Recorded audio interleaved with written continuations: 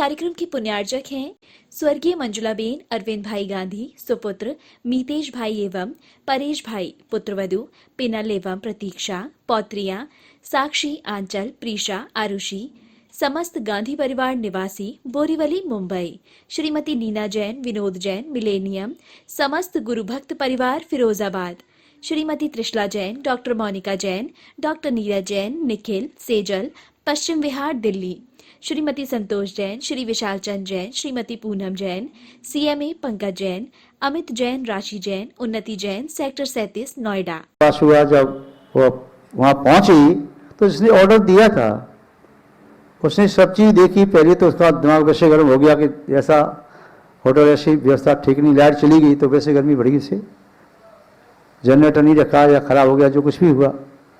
फिर मीनू देखा सब, फिर ठीक है सामान क्या है, नाक मुँह सिकोड़ते हुए सब लोग भोजन करने बैठी, देखा इसमें नमक कम है, मिर्ची ज़्यादा है, ऐसा ऐसा, तो और दिमाग खराब हुआ। फिर बाद में देखा कि सब्जी आई, सब्जी क्या की थी, अंगूर और काशी फल। देखा सब्जी में अंगूर तो दिखाई नहीं, काशी फल ही काशी फल। उसे बिगड़ने के लिए कुछ निमित्त तो चाहिए। मैनेजर पर टूट पड़ा, ये क्या किया आपने? आपने हमको वचन दिया था, लेके दिया था, मीनू के अनुसार आपका भोजन तैयार होगा, ये क्या बनाया आपने? सर आपने जैसा कहा वैसे ही बनाया है, यदि कोई गलती हुई क्षमा करें। क्या गलती होगी आपने ऐसा किया? बोले क्या गलती? बोले हमने बताया था कि काशी फल और अंगूर की सब्जी बनना चाहिए। सर बनाई है। बोले कहाँ बनाई है आपने? दो सब्जी, काशी फल की सब्जी से अंगूर कहाँ है इसमें? सर है। कहाँ एक अंगूर डाल दिया होगा? नहीं सर, 50-50% आपने लिखे दिया है, हमने 50-50% डाला है। 50% अंगूर होता तो कहीं एक आध पीस तो दिखाई देता सब्जी में। मेरी पत्तल में, इसमें थाली में नहीं, उसकी थाली में नहीं, कहीं किसी थाली में दिखाई दे रहा। सर 50% आपने कहा था, हमने डाला था। कैसे? सर हमने बाजार से बड़े बड़े 20 काशी फल मंगवाए थे और छोटे छोटे 20 अंगूर मंगवाए थे। 50-50 हो गया, 20 अंगूर और 20 काशी फल। तो जैसे 50-50 आपका गिनती से आपका पुण्य पाप भी लगता है, ऐसा ही होता है। 50-50% आपका पुण्य तो अंगूर के बराबर है और पाप काशी फल के बराबर। किंतु इस बात को जो व्यक्ति जान लेता है तो उसके जीवन में फिर पुण्य तो हो जाता है काशी फल के बराबर और पाप रह जाता है अंगूर के बराबर। और समय से नहीं वह पापों को छोड़ करके फिर मोक्ष मार्ग की महावृत्ति बन जाता है। तो महान भाव व्यस्त जीवन में रहकर के पुण्य का आश्रय कैसे ले, पुण्य का आलम्बन कैसे ले, जिसके माध्यम से अपने मन को पुण्य में लगाए रखे। कदाचित शरीर से पुण्य की क्रिया करता है, पुण्य के वचन बोलता है, किंतु ये मन है ना, ये मन नहीं मानता, कहीं भी भाग जाता है पाप की क्रिया में। जितना भी मन को रोको उतना ज्यादा ही तीव्र गति से भाग करके जाता है, ये पकड़ में आता ही नहीं। फिर भी आचार्यों ने उपाय बताए हैं कि मन को पुण्य में लगाने के लिए यदि इनका आलम्बन लोगे तो तुम्हारा मन पुण्य में लग सकता है। पहला कारण दिया जिनेंद्र भगवान की भक्ति। जो कोई भी जीव जिनेंद्र भगवान की भक्ति करने में संलग्न हो जाता है वह अपने मन को अपने बस में कर पाता है। जब भक्ति करने में आपका मन भी लगता होगा ना, भगवान के सामने खड़े होकर के अभिषेक कर रही हैं, कलश लेकर के, स्वर्ण के कलश दोनों हाथों में लेकर अभिषेक चल रहा है, भगवान की वितरा की मुद्रा को देख रही हैं, क्या आनंद आ रहा है। जब भगवान का मार्जन कर रहे हैं ऐसा लग रहा है साक्षात भगवान का स्पर्श कर रही हो। शांत धारा कर रही हैं तो ऐसा लग रहा है चित्त में से विकारों का प्रक्षालन हो रहा हो, परम शांति की अनुभूति हो रही हो। भगवान की पूजा कर रहे हैं ऐसा लग रहा है जो चक्रवर्ती की तरह से रत्नों के पहाड़ ढेर लगा दिए हों। भगवान का गुणानुवाद कर रहे, गुरु जयमाला पढ़ रही हैं तो मुझे जैसे थिरक रहा है, नाच रहा है। उस समय कोई विषय की याद नहीं है, कसाई की याद नहीं है। जब कोई पूजा बयान होता है और संगीत की ध्वनि आपके कर्ण गोचर होती है तो अपने मस्त हो जाते हैं, ऐसा लगता है बस आनंद आ गया।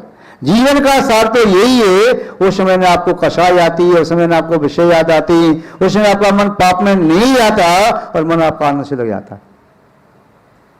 महानुभाव, तो पहला उपाय दिया जिनेन्द्र भगवान की या पंच परमेष्ठी की भक्ति करना।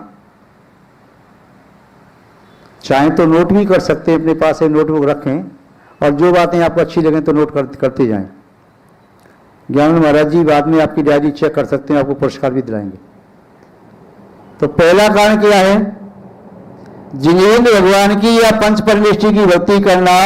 इस प्रकार जो व्यक्ति पंच परमेष्ठी की भक्ति या जिनेन्द्र भगवान की भक्ति करता है, वह अपने मन को, वचन को, शरीर को पाप से बचा करके पुण्य में लगा सकता है। दूसरा कारण,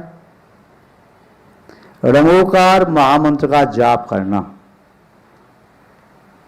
जो कोई भी व्यक्ति रंगोकार महामंत्र का आलम्बन लेता है, पूरी मंत्र का 35 अक्षर वाला या 16 अक्षर या कम अक्षर वाली मंत्र का आलम्बन लेता है, उस रंगोकार महामंत्र का आलम्बन लेने से पापों का नाश होता है, मन विशुद्ध होता है और पुण्य का जब संचय होता है तो मन वचन काय की प्रवृत्ति शुभ होने लगती है। रंगोकार मंत्र की जाप लगाने से व्यक्तियों का अनुभव है, जीवन में कितनी भी विषम समस्या हो, कैसी भी परिस्थिति आ जाए, कितना भी संकट आ जाए, दुखों के काले बादल बरस रही हो, रंगोकार महामंत्र का ध्यान करने से, चिंतन करने से, जाप करने से, अर्चना मार्चना उपासना आराधना पूजा करने से ये 100% बात सत्य है, उस व्यक्ति का संकट दुख विघ्न बाधा टल जाती है। भगवान की पूजा भक्ति करने से पाप पुण्य में बदल जाता है। रंगोकार मंत्र की उपासना करने से पाप भक्तियां पुण्य में बदल जाती हैं। कैसे भी तीव्र पाप कर्म का उदय चल रहा हो, महामंत्र की उपासना करो, निस्संदेह पुण्य का संचय होगा।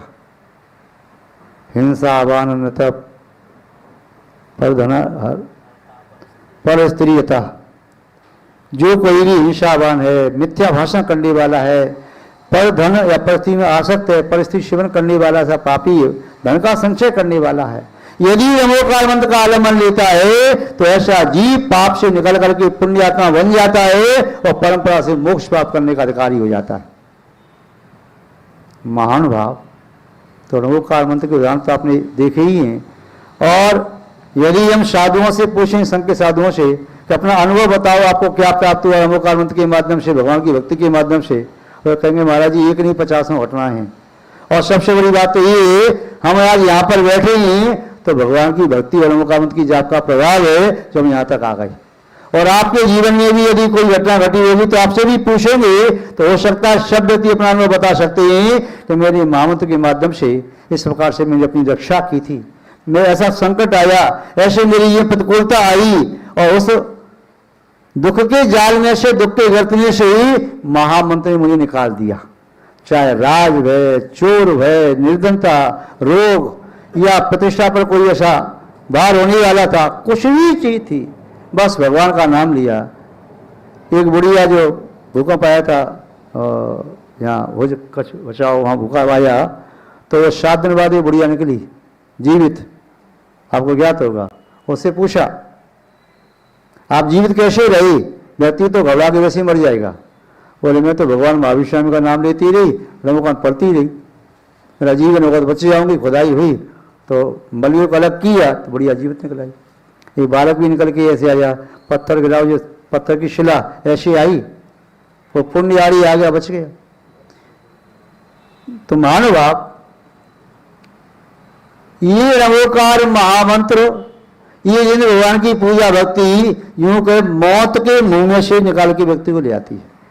हम भी अपने बारे में यदि बताएं, हमने भी जीवन में लगभग 7 बार या 8 बार मृत्यु से साक्षात्कार किया। ऐसा लगा मृत्यु सामने खड़ी है, किंतु भगवान की भक्ति के माध्यम से या महामंत्र के जाप के माध्यम से आज आपके सामने विराजमान।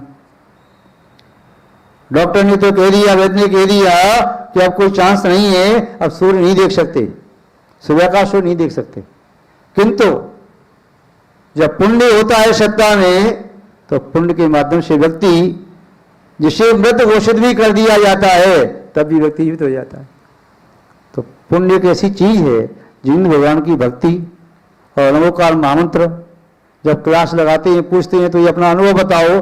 हर व्यक्ति अनुभव बताता है कि मैं ऐसे संकट में फंस गया, मेरे पास कुछ भी चारा नहीं, मैं नमोकार का नाम लेने लगा, भगवान का नाम लिया तो संकट से मैं मुक्त हो गया। चाहे चोरों ने घेर लिया, डाकुओं ने घेर लिया, कहीं और कहीं फंस गया, मेरी प्रतिष्ठा जा रही थी या मेरा शील हरण किया जा रहा था, कुछ भी था।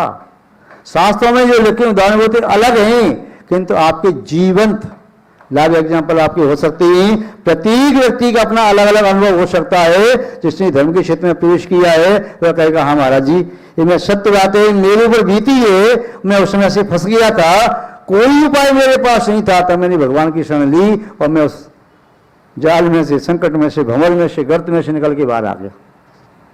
तो दो कारण समझ में आई। पहला, बोलेंगे तो याद होगा आपको, जिनेंद्र भगवान की भक्ति। भक्ति केवल अभिषेक पूजन करना ही नहीं होती है। यदि आप सभा में बैठ करके भगवान का जयकार भी बोल रहे हैं उत्साह के साथ, तो ये भी एक पूजा है। 27 प्रकार की पूजा में जयकार करना भी एक पूजा है, जय घोष करना भी पूजा है, नमोस्तु करना भी पूजा है, भगवान पर चमट उड़ाना भी पूजा है, छत्र लगाना भी पूजा है, और भी आपने अष्ट प्रातः स्थापित की है वो भी पूजा है, अष्टमंगल स्थापना की वो भी पूजा है, वेदी बनवाई पूजा है, शिखर कलश ध्वजा चढ़ाई ये भी पूजा है, मंदिर बनवाई ये भी पूजा है। ऐसा नहीं है कि भगवान की पूजा ही पूजा कहलाती है। 27 प्रकार की पूजा सब पूजा में सम्मिलित होते हैं। तो जिन व्यक्तियों का पुण्य का उदय रहता है और पुण्य का अच्छा संचय करना चाहते हैं वे सभा में बैठ के उत्साहपूर्वक जय घोष करते हैं। और जिनका पुण्य का मंदोदय है, पुण्य कम चाहते हैं, वे चेयर पे बैठे बैठे सोच लेते हैं आजू बाजू वाला बोल लेगा क्या है, बस ठीक है, हो गया काम अपना। किंतु जो करता है उसका पुण्य पाप उसे ही लगता है। यदि अड़ोसी पड़ोसी ये बोल रहा है और आप नहीं बोल रही तो अड़ोसी पड़ोसी को तो पुण्य कार से होगा, आपको थोड़ी होगा। भाषण के पुण्य उसने ही तो किया है।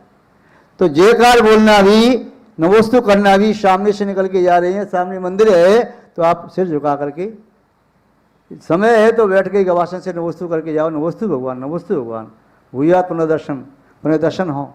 यदि मंदिर नहीं जा पा रहे हैं तो यहाँ चैत्यालय में शाम को भी आओ, हाल दे करके दोपहर जा रहे हैं तभी नमोस्तु करके जाओ, सुबह आते हैं क्लास में तभी आप नमोस्तु करो, पूजा पाठ अभिषेक किया, सभा में आए तो भगवान को नमोस्तु करके जाओ। महाराज जी हमें तो मालूम नहीं यहाँ पर चैत्यालय भी मंदिर भी है, अब तो मालूम हो गया।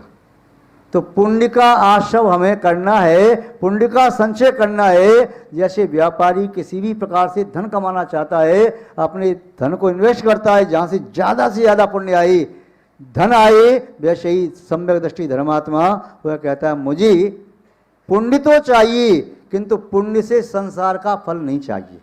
पुण्य से फल चाहिए, उत्कृष्ट फल चाहिए, परमेष्टि की अवस्था चाहिए, पुण्य फला अर्यंत अवस्था चाहिए। और फिर पुण्य जब जाता है तो सिद्ध पद को दे करके जाता है, ऐसा पुण्य चाहिए। और पुण्य के कारण क्या है महाराज जी?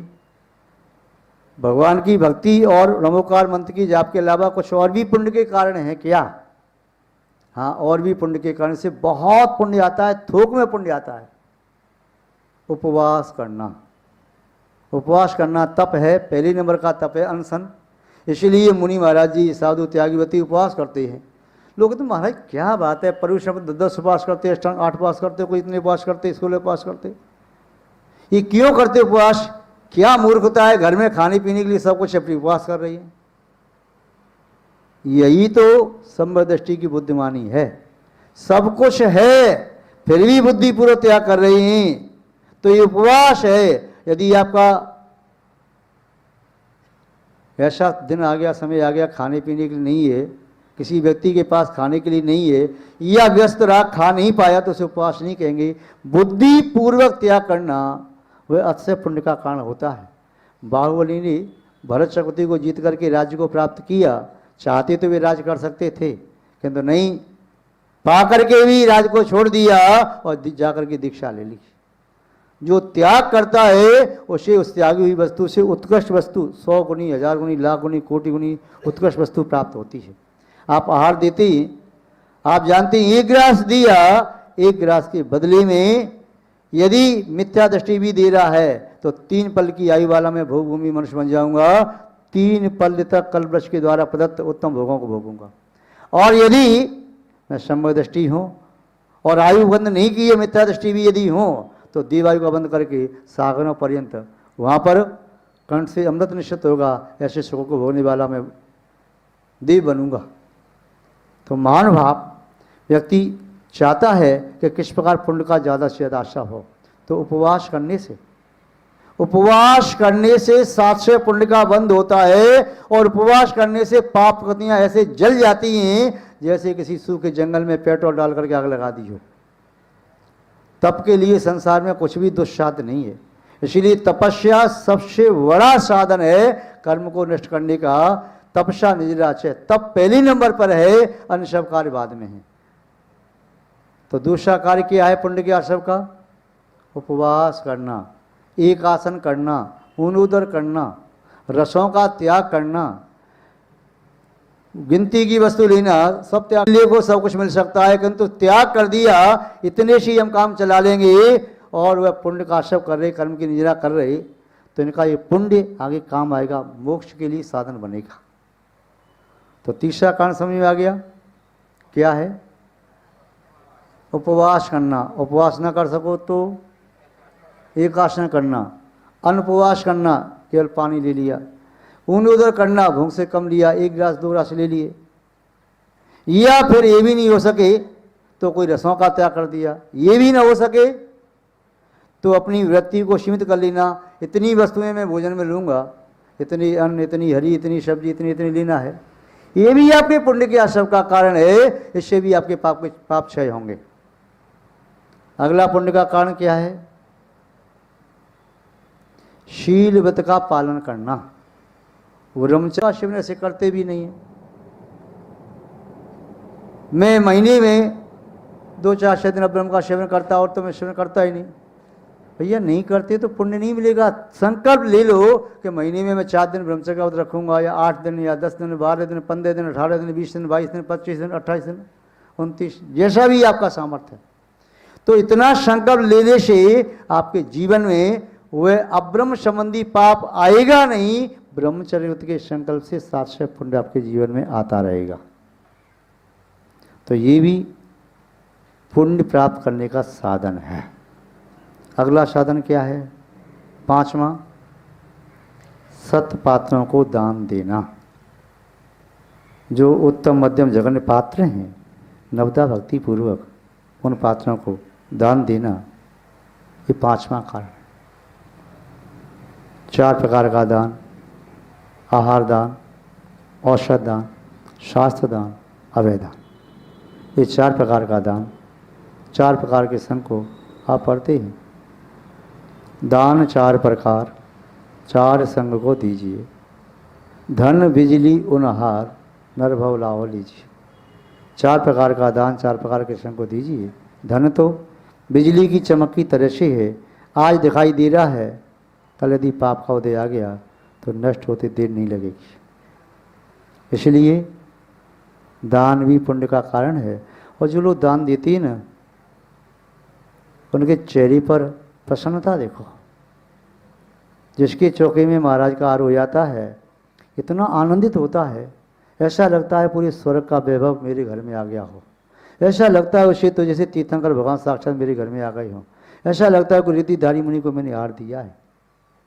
बहुत आनंदित होता, इतना आनंद आता है। वैसे तो प्रातःकाल 7-8 बजे नाश्ता ले लेता, 12 बजे भोजन ले लेता, किंतु जब हार होता है तो 1 भी बज गया तब भी भूख नहीं लग रही। विधान में बैठा है तो चाहे 1 बज जाए, 2 बज जाए, भूख नहीं लगी, उपयोग लगाए, आनंद आ रहा है। और आनंद से क्षुधा वेदनी शांत होती है। अशाता वेदनी जब उदय में आ रहा था, उसे शाता रूप कर दिया। तो दान भी पुण्य की आश्रम का कारण है, यह भी एक साधन है, हेतु है। और 6वां कारण क्या है श्रावकों के लिए? स्वाध्याय करना। स्वाध्याय करने से मन हमारा गलत कार्यों में नहीं जाता, मन स्वाध्याय में लग जाता है। प्रथमायोग की कोई कथा पढ़ो तो मन लग जाता है, फिर आगे क्या हुआ, फिर आगे क्या हुआ, फिर आगे क्या हुआ, ये मन करता है। चरणायोग पढ़ो तो अपने जीवन की चर्या कैसे बनानी हमें।